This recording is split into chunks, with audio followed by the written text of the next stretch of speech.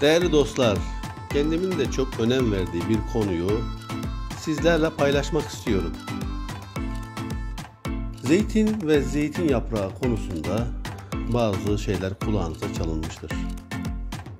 Sosyal medyada olsun, yine televizyon programlarında olsun, zeytin yaprağı sağlığa olan faydası nedeniyle birçok defa gündeme geldi.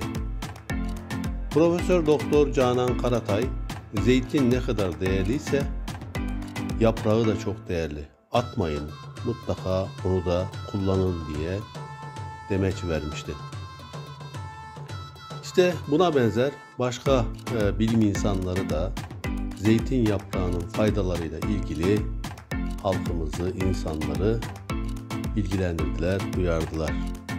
İnsan ve Hayat dergisinin Şubat 2021 sayısında zeytin yaprağı konusuna önem veren ve onunla ilgili bilgi veren özel bir dosya hazırlanmış.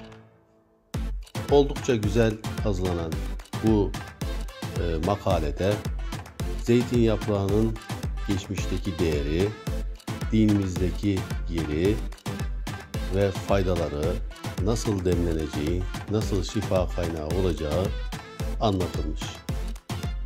İnsan ve Hayat dergisinde Kübra Er tarafından kaleme alınan Yeniden Hatırlanan Şifa Zeytin Yaprağı isimli makaleyi gelin birlikte okuyalım. Bugüne kadar dünyanın her yerinde zeytin, yaprağı ve çekirdeği ile ilgili çalışmalar yapıldı.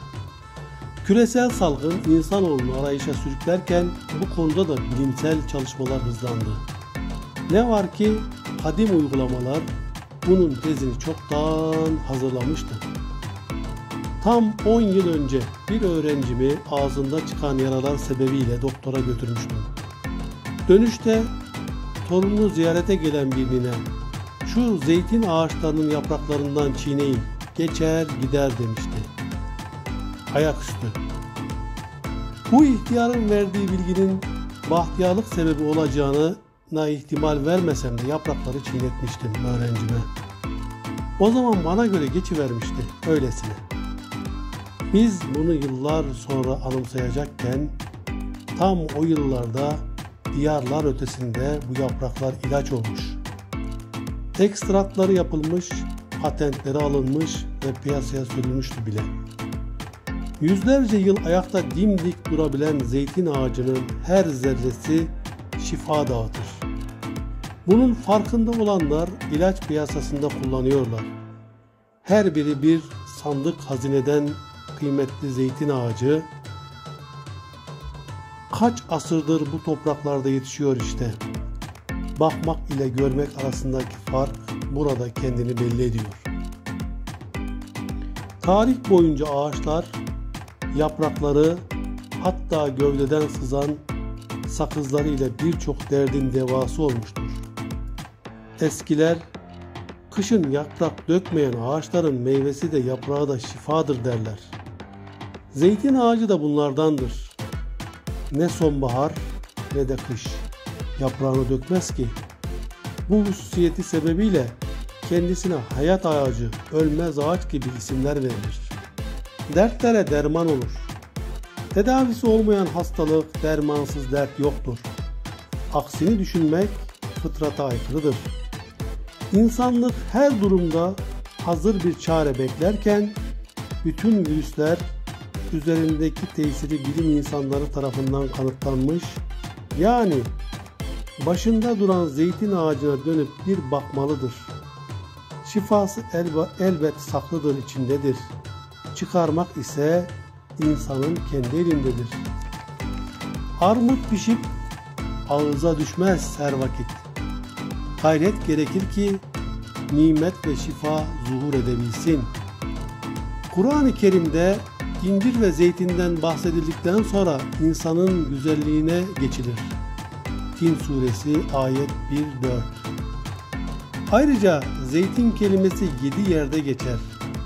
Ağacından övgüyle bahsedilir. Meyvesi üzerine de kasem vardır. Tabiat ve ihtiyaç duyulan şeyler tamamıyla bir bütün olarak yaratılmıştır. Günümüz ilaç sanayinde zeytindeki oleuropein, lignin, linksitosidin gibi etken maddeler, ağrı kesiciler, kasılma önleyiciler, diyabet ve tansiyon tedavi ilaçları, yara iyileştirme kremleri gibi birçok yerde kullanılmaktadır. Zeytin yaprağı ve özellikle yeşil zeytinde bulunan oleuropein maddesi hem antioksidan hem de antiviral ihtiva eder. Bu madde vücudun oksijene karşı olan hassasiyetini arttırır. Ağızda ve sindirim sisteminin devamında oldukça tesirlidir. Okside olmuş E vitaminini tekrar harekete geçirir. Zeytin ağacındaki acılık veren madde olan oleuropein, kurt, kuş, böcek yemesin diye meyveyi korur. Dolayısıyla o acımsı tat virüsün tutunmasına da izin vermez. Virüsler üzerindeki tesiri bilinen zeytin yaprağı ile ilgili çalışmalar özellikle Covid-19'dan sonra artış göstermiş durumdadır. Birçok hastada tat ve koku kaybında 3 gün gibi kısa bir sürede sonuç verip tedaviyi kolaylaştırdığı saptanmıştır. Yaprakları ağızda çiğnenmeli. İslam bahçe sanatındaki mimarlara bakınca bahçe dörde ayrılır ve her köşeye mihenk taşı olacak şekilde bir ağaç dikilir. Bu ağaçlar zeytin, hurma, üzüm, ceviz, nar ve incirdir. Her biri görenin gözüne ferahlık, meyvesinden yiyene ikramlıktır. Yapraklarının çayını içmek de şifa kaynağıdır. Fakat en tesirli yöntem ağızda dolaştırarak çiğneyip en hızlı şekilde emilimini sağlamaktır. Başı soğan gibi acı olsa da verdiği sıhhat ile sonu baldan tatlıdır. Zaten oleuropein maddesi gücünü acılığından alır. En büyük özelliği düşman olarak gördüğü virüsün ciğerlere yapışmasına mani olmaktır. Elini uzattığında, camdan baktığında bu ağacı görebilmek ne güzeldir. Yani başında şifa kaynağı, ibretle bakan göz için ne büyük nimettir. Büyük şehirler çoğu insanı bundan mahrum bırakır. Yine de ümitsizliğe kapılmaya gerek yok. Çünkü zeytin ağacı Akdeniz'i sever. Meyvesini olabildiğince döker. Her iklimde yaşayabilir. Bu sebeple balkonlara konulan saksılarda bile zeytin yetiştirilir. Her zerresinde şifa var.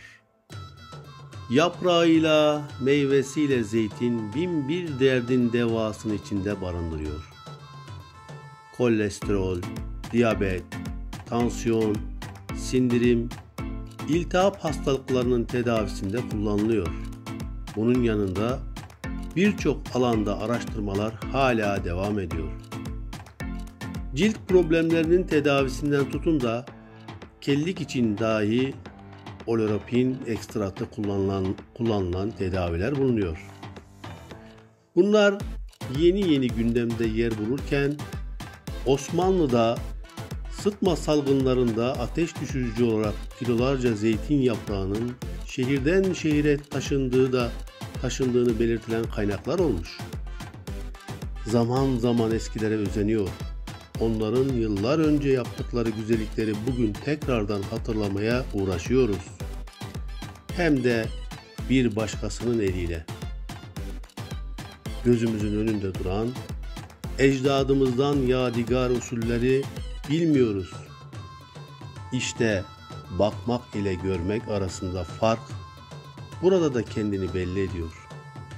Evet, dergi en son olarak demleme usulünü de vermiş ve makaleyi bitirmiş.